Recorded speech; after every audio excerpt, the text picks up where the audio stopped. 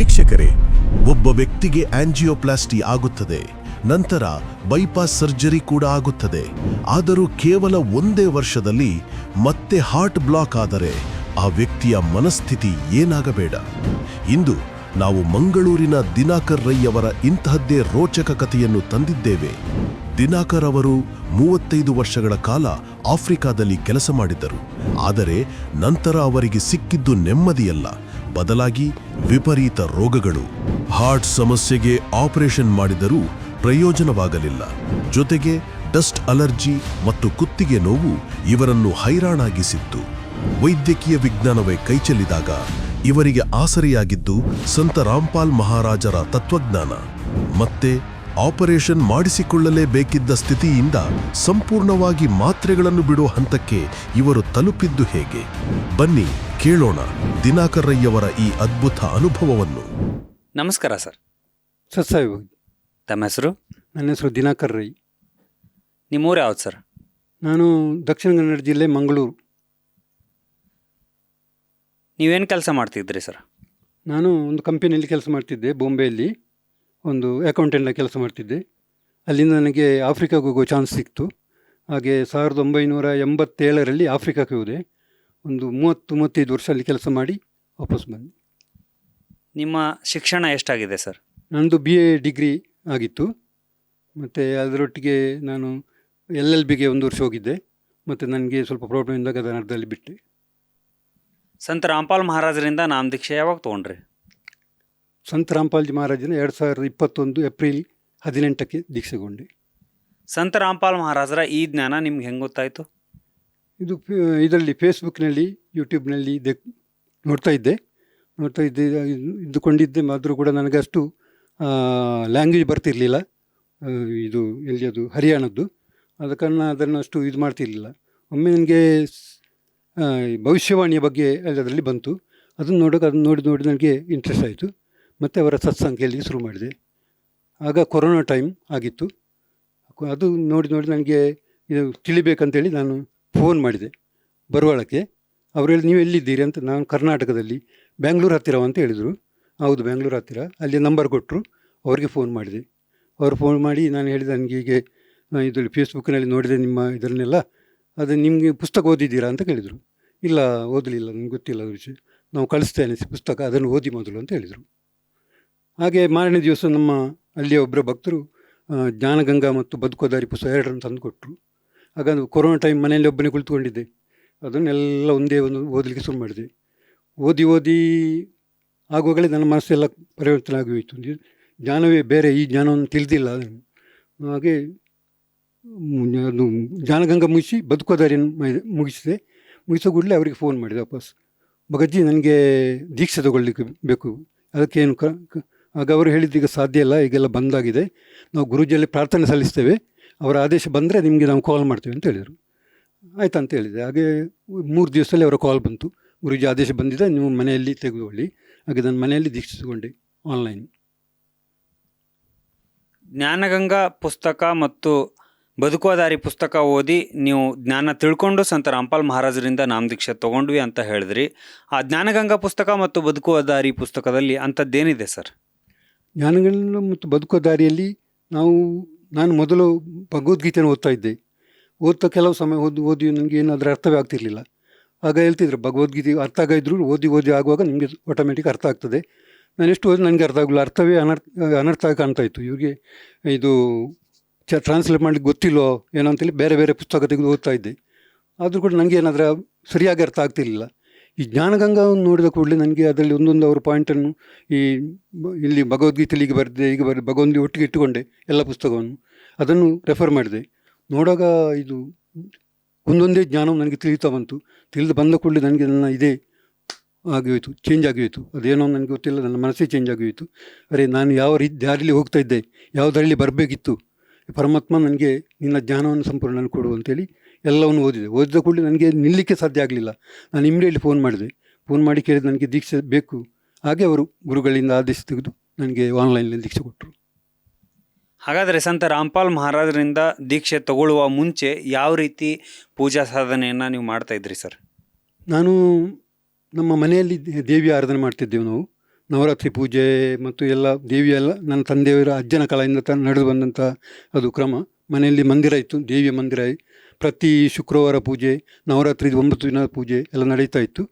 ಮತ್ತು ಅದರೊಟ್ಟಿಗೆ ಅದು ಅಲ್ಲದೆ ಆಫ್ರಿಕಾದಲ್ಲಿ ನನಗೆ ಕುಳಿತುಕೊಂಡು ಆಚೆ ಮಾಡ್ತಿದ್ದೆ. ಯಾವ ಜ್ಞಾನ ಇರಲಿಲ್ಲ ಅಲ್ಲಿ. ಟಿ ವಿಯಲ್ಲಿ ಏನೂ ಇದು ಬರ್ತಿರಲಿಲ್ಲ. ಒಮ್ಮೆ ಜಿ ಟಿ ವಿಯಲ್ಲಿ ಇದು ಶಿವಯೋಗದ ಗುರು ಇದ್ದಾರೆ, ಶಿವಾನಂದ್ ಗುರೂಜಿ ಅಂತೇಳಿ, ಅವರ ಪ್ರವಚನ ಬರ್ತಾಯಿತ್ತು. ಅದನ್ನು ಕೇಳಿದೆ. ಆಗ ಕೇಳುವಾಗ ನನಗೆ ಬೇರೆ ಸಿಗ್ತಿಲ್ಲ, ಅದೊಂದು ಒಳ್ಳೆ ಜ್ಞಾನ ಅಂತ ನಾನು ತಿಳಿದು ಅದನ್ನು ಕೇಳಲಿಕ್ಕೆ ಶುರು ಮಾಡಿ ಡೈಲಿ ತಪ್ಪ ನೋಡ್ತಿದ್ದೆ. ಬೆಳಿಗ್ಗೆ 8-8:30 ಬರ್ತಾಯಿತ್ತು. ನೋಡ್ತಾ ಅದರಲ್ಲಿ ನನಗೆ ಆಯ್ತು ದೀಕ್ಷೆ ಕೊಡಬೇಕು, ನಾವು ಇದನ್ನು ಹೋಗಿ ಹೇಗಾದರೂ ಊರಿಗೆ ಹೋಗಿ ದೀಕ್ಷೆ ಕೊಂಡು ಈ ಮಂತ್ರ, ಅವರು ದೀಕ್ಷೆ ಕೊಡುವಂಥ ಮಂತ್ರವನ್ನು ಮಾಡಬೇಕು. ಇನ್ನು ಯಾರೂ ನನಗೆ ಯಾವುದು ಇರಲಿಲ್ಲ, ಆ ಮಂತ್ರ ದೀಕ್ಷೆ ಏನಿರಲಿಲ್ಲ ಅಂತೇಳಿ ಊರಿಗೆ ಬಂದು ಅವರ ಶಿಬಿರಕ್ಕೆ ಅಟೆಂಡ್ ಆದೆ. ಶಿಬಿರಕ್ಕೆ ಅಟೆಂಡ್ ಆಗಿ ಮಹಾಮೃತ್ಯುಂಜಯ ಮಂತ್ರ ದೀಕ್ಷೆಗೊಂಡೆ. ಶಿಬಿರದಲ್ಲಿ ಅಂದರೆ ನನಗೆ ಅದಕ್ಕೆ ಮೊದಲು ಶಿಬಿರ ಅಂತ ಏನು ಗೊತ್ತಿರಲಿಲ್ಲ. ಈ ಪ್ರವಚನಕ್ಕೆ ಹೀಗೆ ಶಿಬಿರ ಆಗ್ತದ, ಅದಕ್ಕೆ ಇದಾಗಬೇಕು ಗೊತ್ತು. ಇಲ್ಲಿ ಬಂದು ವಿಚಾರ ಮಾಡಿ ಹೇಳಿದರು, ಅದಕ್ಕೆ ದುಡ್ಡು ಕೊಡಬೇಕು, ಕಟ್ಟಬೇಕಾಗ್ತದೆ. 3 ಸ್ಟೇಜ್ ಇರ್ತದೆ. First class, second class, third class. First ಕ್ಲಾಸಿಗೆ 20,000 ರೂಪಾಯಿ, ಒಂದು 3 ದಿನದ ಪ್ರೋಗ್ರಾಮ್. ಸೆಕೆಂಡ್ ಕ್ಲಾಸಿಗೆ 15,000 ರೂಪಾಯಿ, ಅವರು ಥರ್ಡ್ ಕ್ಲಾಸ್ಗೆ 12,000 ರೂಪಾಯಿ. ನಾನು 12,000 ಥರ್ಡ್ ಕ್ಲಾಸ್ಗೆ ತಗೊಂಡೆ, ಹಿಂದೆ ಕುಳಿತುಕೊಂಡೆ. ಅದು ಒಂದು ಹಾಲ್ನಲ್ಲಿ ಅವರು ಸತ್ಸಂಗ ಮಾಡ್ತಾರೆ, ಅದಕ್ಕೂ ಅಟೆಂಡ್ ಆಗಬೇಕು. ಚಾಯ್ ಒಂದು ಕೊಡ್ತಾರೆ ಎಂಟ್ರಿ ಆದ ಕೂಡಲೇ ಮತ್ತು ಬರುವಾಗ. ಮತ್ತು ಊಟ ನಾವೇ ಮಾಡಿಕೊಳ್ಬೇಕು, ಹೋಟೆಲ್ನ ರೂಮ್ ನಾವೇ ಮಾಡಿಕೊಳ್ಬೇಕು. ದೊಡ್ಡ ದೊಡ್ಡ ಸಿಟಿಯಲ್ಲಿ ಅರೇಂಜ್ ಮಾಡ್ತಾರೆ. ನಾನು ಬಾಂಬೆಯಲ್ಲಿ ಅಟೆಂಡ್ ಆಗಿದ್ದೆ, ಡೆಲ್ಲಿಯಲ್ಲಿ ಅಟೆಂಡ್ ಆಗಿದ್ದೆ, ಹೈದರಾಬಾದ್ನಲ್ಲಿ ಅಟೆಂಡ್ ಆಗಿದ್ದೆ, ಚೆನ್ನೈಯಲ್ಲಿ ಅಟೆಂಡ್ ಆಗಿದ್ದೆ. ಪ್ರತಿ ಸಲ ಹೋಗುವಾಗಲೂ ಈ ಫೀಸ್ ಕಟ್ಟಿ ಎಲ್ಲ ಆಗುವ ನನಗೆ ಲಗ್ಭಗ್ 25,000-30,000 ಖರ್ಚಾಗ್ತಿತ್ತು ಒಮ್ಮೆ ಒಂದು ಶಿಬಿರಕ್ಕೆ ಅಟೆಂಡ್ ಆದರೆ. ಮತ್ತು ಊಟ ನಾವು ಹೋಟೆಲ್ನಲ್ಲೇ ಮಾಡಬೇಕಾಗ್ತದೆ. ಅಲ್ಲಿ ದೀಕ್ಷೆಗೊಂಡು ಅದನ್ನು ಕಂಟಿನ್ಯೂ ಮಾಡ್ತಾ ಬಂದು ಅದರಲ್ಲಿ ಕೂಡ ಫಸ್ಟ್ ಸ್ಟೇಜ್, ಸೆಕೆಂಡ್ ಸ್ಟೇಜ್ ಇದೆ. ಸೆಕೆಂಡ್ ಸ್ಟೇಜಿನಲ್ಲಿ ಅವರು ಶ್ರೀವಿದ್ಯಾ ಮಂತ್ರ ಅಂತ ಒಂದು ಇದು ಇಂಟ್ರೊಡ್ಯೂಸ್ ಮಾಡಿದರು. ಆ ಮಂತ್ರ ಶ್ರೀವಿದ್ಯಾ ಮಂತ್ರ ಅಂದರೆ 15 ಅಕ್ಷರದ ಮಂತ್ರ. ಅದನ್ನು ಹೇಳಬೇಕಂತ ಹೇಳಿದರು. ಅದನ್ನು ಮಾಡಿದೆ. ಅದನ್ನು ಮಾಡ್ತಾ ದೀಕ್ಷಾ ದಿನದಲ್ಲಿ 108 ಸಲ. ಅದು 15 ಅಕ್ಷರದ್ದು. ಕಾಯೆ ಈಲ ರಿಂ ಹಸಕ ಹಲ ರಿಂ ಸಕಲ ರಿಂ. ಅದು ರೀಮ್ ಅಂದರೆ ಪ್ರತಿಯೊಂದು ದೇವತೆಗಳ ಹೆಸರುಗಳು. ಅದನ್ನು ಜಾಯಿಂಟ್ ಮಾಡಿ ಅದು ಸೃಷ್ಟಿ ರಚನೆಯಲ್ಲಿ ಅವರು ಹೇಳ್ತಾರೆ, ಶ್ರೀಚಕ್ರದಲ್ಲಿ ಈ ದೇವತೆಗಳ ಮುಖಾಂತರ ಉದ್ಭವ ಆಗಿದೆ ಅಂತ ಹೇಳ್ತಾರೆ. ಅದನ್ನು ವಿವರಿಸ್ತಾರೆ. ಆ ಮಂತ್ರ ಮಾಡಿದ ಕೂಡಲೇ ನಿಮಗೆಲ್ಲ ಸಂಕಟ ಇಲ್ಲೆಲ್ಲ ಪರಿಹಾರ ಆಗ್ತದೆ, ಎಲ್ಲ ನಿಮ್ಮ ಜೀವನ ಸುಗಮವಾಗ್ತದೆ ಅಂತ ಹೇಳಿದರು. ಅದನ್ನು ಮಾಡ್ತಾಯಿದ್ದೆ. ಆ ಮಂತ್ರವನ್ನು ಕಂಟಿನ್ಯೂಸ್ ಮಾಡ್ತಾ 2-3 ವರ್ಷ ಆದ ಕೂಡಲೇ ನನಗೆ ಹಾರ್ಟ್ನ ಪ್ರಾಬ್ಲಮ್ ಆಯಿತು. ಆದರೂ ಕೂಡ ಅವರು ಹೇಳಿದರು, ಇದು ಮಹಾಮೃತ್ಯುಂಜಯ ಮಂತ್ರವನ್ನು ಹೇಳ್ತಾ ಇರುವ ಹಾಗೆ ನಿಮ್ಮೆಲ್ಲ ಪ್ರಾಬ್ಲಮ್ ನಿವಾರಣೆ ಆಗ್ತದೆ, ಅದರಲ್ಲಿ ನಿಮಗೆ ನಿಮ್ಮ ಆಯುಷ್ಯವು ಜಾಸ್ತಿ ಆಗ್ತದೆ. ಹಾಗೆ ಅದನ್ನೇ ಮಾಡಲಿಕ್ಕೆ ಶುರು ಮಾಡಿದೆ. ಮಾಡಿ ಒಂದು 2-3-4 ವರ್ಷ ಆಯಿತು. ಇದು ಜಾಸ್ತಿ ಬಂತು. ಒಮ್ಮೆ ಹಾರ್ಟ್ನ ಪ್ರಾಬ್ಲಮ್ ಆಯಿತು. ಹೋಗುವಾಗ ಎದೆಯಲ್ಲಿ ನೋವಾಯಿತು. ಇಮ್ಮಿಡಿಯೇಟ್ಲಿ ನಾನು ಚೆಕ್ ಮಾಡಿಸುವಾಗ ಅವ್ರು ಹೇಳಿದ್ದು ಇಮ್ಮಿಡಿಯೇಟ್ಲಿ ಎಂಜಿಯೋಗ್ರಾಮ್ ಮಾಡಬೇಕು, ಚೆಕ್ ಮಾಡಬೇಕು.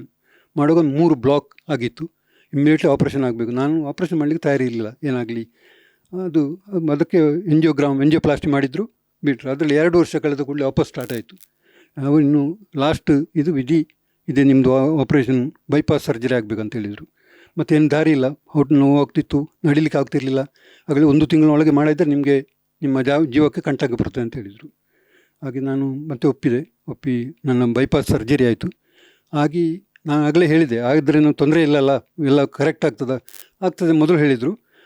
ಮತ್ತು ಅವರು ಇದೆಲ್ಲ ಬರೆದು ಕೊಟ್ಟರು, ಮದ್ದು ಕ್ರಮ ತೆಗೆದುಕೊಳ್ಳೋದು, ಯಾವ ರೀತಿಗೊಳ್ಬೇಕು, ಯಾವುದನ್ನು ತಿನ್ನಬೇಕು, ಯಾವುದನ್ನು ತಿನ್ನಬಾರ್ದು. ಅದನ್ನು ಪಾಲನೆ ಮಾಡಿಕೊಂಡು ಬಂದೆ.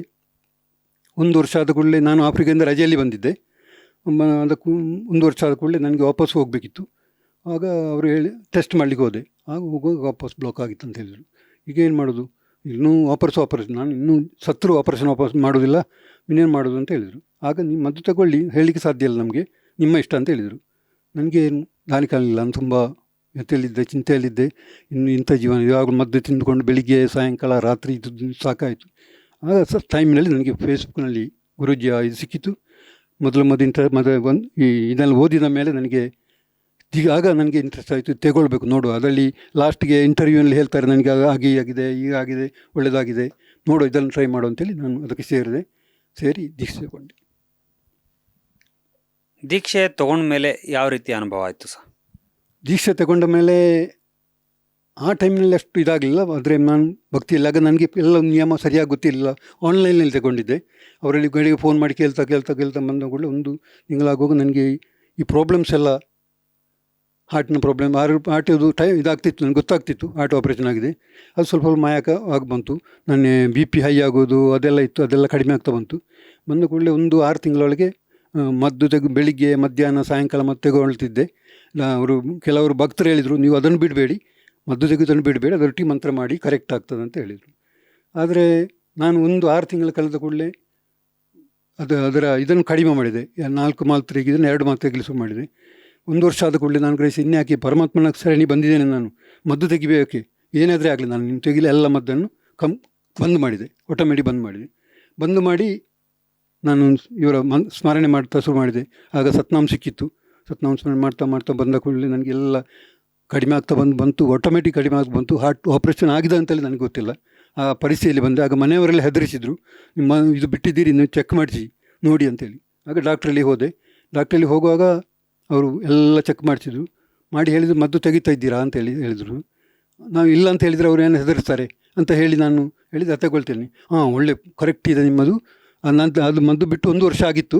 ಅವರಲ್ಲಿ ಸುಳ್ಳು ಹೇಳಿದೆ, ಯಾಕೆಂದರೆ ಅವರು ನನಗೆ ಹೆದರಿಸ್ತಾರೆ ಅಂತೇಳಿ ನಾನು ಮದ್ದು ತಗೊಳ್ತೇನೆ. ಅದನ್ನು ನಿಮ್ಮ ಟ್ರೈ ಮಾಡಿ, ಒಳ್ಳೆ ಕರೆಕ್ಟ್ ಫಸ್ಟ್ ಇದೆ ಅಂತ ಹೇಳಿದರು. ಅದರ ನಂತರ ನನಗೆ ಇನ್ನೊಂದು ಪ್ರಾಬ್ಲಮ್ ಆಗಿತ್ತು, ಈ ಡಸ್ಟ್ ಎಲರ್ಜಿ ಎಲ್ಲ ಮೂಗು ಬಂದಾಗ್ತಿತ್ತು. ಎಲ್ಲಿ ಏನು ಡಸ್ಟ್ ಇರುವ ಧೂಳು ಇರುವ ಜಾಗದಲ್ಲಿ ಹೋದರೆ ಎಲ್ಲ ಪೂರಾ ದಿನ ಮೂಗು ಬಂದಾಗ್ತದೆ, ಖಾಲಿ ಬಾಯಿಯಲ್ಲಿ ಶ್ವಾಸ ಬಿಡಬೇಕಾಗ್ತದೆ. ನಾನು ತುಂಬ ಚಿಂತೆಯಲ್ಲಿದ್ದೆ. ಪರಮಾತ್ಮನಲ್ಲಿ ಬೇಡಿಕೊಂಡೆ, ಅವರಿಗೆ ಅರ್ದಾಸ್ ಹಾಕಿದೆ. ಅವರ ಉತ್ತರ ಬಂತು, ನೀನು ಭಕ್ತಿ ಮಾಡು, ಎಲ್ಲ ಸರಿ ಆಗ್ತದೆ ಅಂತೇಳಿ. ಅದು 5 ವರ್ಷದಿಂದ ನರಳುತ್ತಿದ್ದೆ ಅದರಲ್ಲಿ. ಇಮ್ಮಿಡಿಯೇಟ್ಲಿ ಅವರು ಹೇಳಿದ ಮಾರನೇ ದಿವಸವೇ ಕಂಪ್ಲೀಟ್ ಕ್ಲಿಯರ್ ಆಯಿತು ನಂದು. ಅದರ ನಂತರ ಒಂದು ಈಗ 1 ವರ್ಷ ಮೊದಲು ನನಗೆ ಇದು ಸರ್ವೈಕಲ್ ಪ್ರಾಬ್ಲಮ್ ಆಯಿತು. ಅಂದರೆ ಗಂಟಲು ಇಲ್ಲಿ ನರ ಎಳೆಯುವಂಥದ್ದು ತುಂಬ ಪ್ರಾಬ್ಲಮ್ ಆಗಿತ್ತು. ಆಗ ನನಗೆ ಗೊತ್ತಾಯ್ತು, ಪರಮಾತ್ಮಲ್ಲಿ ಬೇಡೋದು ಬೇರೆ ಏನು ಇದಿಲ್ಲ. ಕೂಡಲೇ ಪರಮಾತ್ಮಲ್ಲಿ ಬೇಡಿಕೊಂಡು ಒಂದು ವಾರ ಸ್ವಲ್ಪ ಇತ್ತು, ಎಕ್ಸಸೈಸ್ ಮಾಡಿಕೊಂಡಿದ್ದೆ. ಹೇಗೆ ಹೋಗಿದೆ ಅಂತ ನನಗೆ ಗೊತ್ತಿಲ್ಲ, ಎಲ್ಲ ಕ್ಲಿಯರ್ ಆಗಿದೆ. ಈಗ ಈ ಸ್ಥಿತಿಯಲ್ಲಿ ಈಗ ನಾನು ಕ್ಲಿಯರ್ ಆಗಿದ್ದೇನೆ, ಏನು ಪ್ರಾಬ್ಲಮ್ ಇಲ್ಲ ಶರೀರದಲ್ಲಿ, ಮದ್ದು ಇಲ್ಲ ಏನಿಲ್ಲ, ಎಲ್ಲ ಬಿಟ್ಟಿದ್ದೇನೆ. ನಾನು ಅವರ ಭಕ್ತಿ ಮಾಡ್ತಾಯಿದ್ದೇನೆ. ಸಂತ ರಾಮ್ಪಾಲ್ ಮಹಾರಾಜರ ಶರಣದಲ್ಲಿ ಬರುವ ಮುಂಚೆ ಇದ್ದ ಜೀವನಕ್ಕೂ ಸಂತ ರಾಮ್ಪಾಲ್ ಮಹಾರಾಜರ ಶರಣದಲ್ಲಿ ಬಂದು ಭಕ್ತಿ ಮಾಡುತ್ತಿರುವ ಈಗಿನ ಪರಿಸ್ಥಿತಿಗೂ ಏನು ವ್ಯತ್ಯಾಸ ಅನಿಸುತ್ತೆ ಸರ್? ಅದು ಅಜಗಜಾಂತರ ವ್ಯತ್ಯಾಸ. ಅದಕ್ಕೆ ಆ ವ್ಯತ್ಯಾಸವನ್ನು ಹೇಳಲಿಕ್ಕೆ ಸಾಧ್ಯ ಇಲ್ಲ.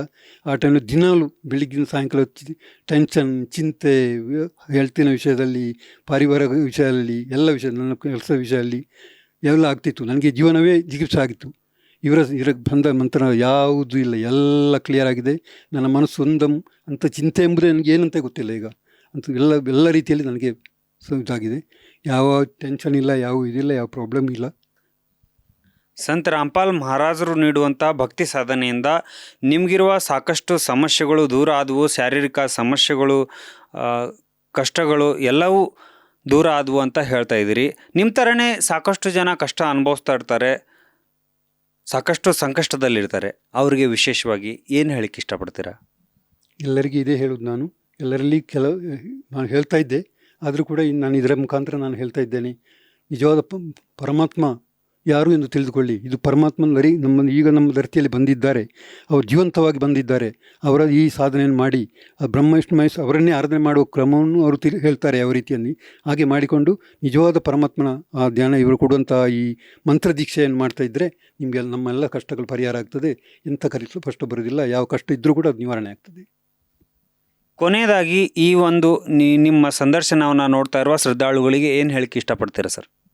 ನನ್ನನ್ನು ನೋಡ್ತಾ ಶ್ರದ್ಧಾಳುಗಳಿಗೆ ನಾನು ಪ್ರಾರ್ಥನೆ ಮಾಡಿ ಹೇಳ್ತೇನೆ, ಪರಮಾತ್ಮ ಯಾರನ್ನು ತಿಳಿದುಕೊಳ್ಳಿ. ಈ ಜ್ಞಾನಗಂಗಾ ಮತ್ತು ಒಂದು ಪುಸ್ತಕ ಬರೆದಿದ್ದಾರೆ, ಅದನ್ನು ಓದಿ. ಅದನ್ನು ಕೆಲವರು ಅಪಪ್ರಚಾರ ಮಾಡ್ತಾ ಇದ್ದಾರೆ. ಅದು ಧರ್ಮ ಇದು ಧರ್ಮ ಪರಿವರ್ತನೆ ಮಾಡಿ, ಅದು ಏನಿಲ್ಲ, ನಮ್ಮ ಧರ್ಮದ್ದೇ ಸನಾತನದ ಆದಿ ಜ್ಞಾನವನ್ನು ಅವ್ರು ಕೊಡ್ತಾ ಇದ್ದಾರೆ. ಆ ಪುಸ್ತಕವನ್ನು ಓದಿ, ಜಸ್ಟ್ ಓದಿ, ಆಗ ನಿಮಗೆ ಆ ಜ್ಞಾನ ಸಿಗ್ತದೆ. ಈಗ ನೀವು ಓದೋದು ಯಾರ್ಯಾರ ಮಾತು ಕೇಳಿ ಇದು ಮಾಡಬೇಡಿ.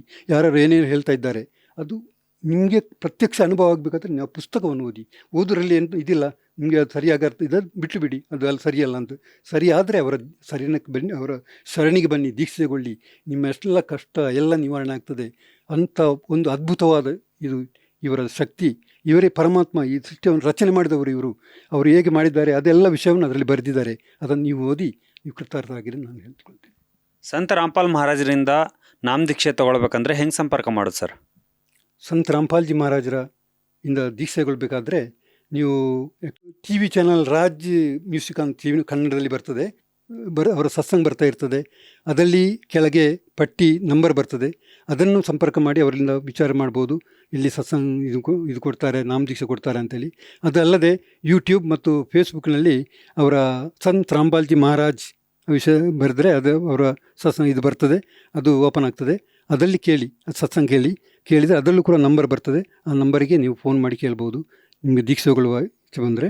ಮತ್ತು ಅಲ್ಲಿ ಕೇಳುವಾಗ ಅವರು ಹೇಳ್ತಾರೆ ನಿಮ್ಮ ಹತ್ತಿರದ ನಾಮದೀಕ್ಷಾ ಕೇಂದ್ರ ಎಲ್ಲಿ ಅಂತೇಳಿ, ಅದನ್ನು ಅಲ್ಲಿಗೆ ಸಂಪರ್ಕ ಮಾಡಿ ದೀಕ್ಷೆಗೊಳ್ಳಿ.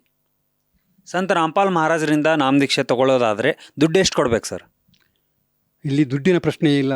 ಆ ದುಡ್ಡಿನ ಪ್ರಶ್ನೆ ಅದು ಇವರು ದುಡ್ಡು ಮಾಡಲಿಕ್ಕೆ ಹಾಗೆ ಮಾಡೋದಿಲ್ಲ. ಇದು ನಮ್ಮನ್ನೆಲ್ಲ ಉದ್ಧಾರ ಮಾಡಲಿಕ್ಕೆ ಆಗಿ ಇವರು ಬಂದು ಅವತರಿಸಿದವರು. ಇವರು ಒಂದು ಪೈಸೆ ಇಲ್ಲ, ಎಲ್ಲ ಪೈಸೆ ಅವರೇ ಖರ್ಚು ಮಾಡ್ತಾರೆ ನಮಗಾಗಿ. ಅಲ್ಲಿ ಅವರಿಗೆ ಹೋದರೆ ನಮಗೆ ಬೇಕಾದ ತಿಂಡಿ ಒಂದು ಪೈಸೆ ಖರ್ಚಿಲ್ಲ. ಹೋದ ಕೂಡಲೇ ನಿಮಗೆ ದೀಕ್ಷೆ ಕೊಡ್ತಾರೆ. ನೀವು ಅದನ್ನು ಬಂದು ಮನೆಯಲ್ಲಿ ಕುಳಿತು ಆರಾಮದಲ್ಲಿ, ಏನು ಕಟ್ಟಲೆ ಇಲ್ಲ, ಹೀಗೆ ಮಾಡಬೇಕು, ಬೆಳಿಗ್ಗೆ ಎದ್ದು ಸ್ನಾನ ಮಾಡಬೇಕು, ಇದು ಮಾಡಬೇಕು, ಯೋಗ ಮಾಡಬೇಕು, ಯಾವುದಿಲ್ಲ. ಸಿಂಪಲ್ ಕುಳಿತುಕೊಂಡು ಅವರು ಹೇಳುವ ಮಂತ್ರವನ್ನು ಹೇಳ್ತಾ ಇದ್ದರೆ ಆಯಿತು. ಮತ್ತು ಕೆಲವು ನಿಯಮಗಳಿರ್ತದೆ, ಅದನ್ನು ಫಾಲೋ ಮಾಡಿ ಇದ್ದರೆ ಎಲ್ಲ ನಿಮಗೆ ಆ ಮಂತ್ರದ ಫಲ ಸಿಗ್ತದೆ. ಧನ್ಯವಾದಗಳು ಸರ್. ಸತ್ ಸಾಯಿ.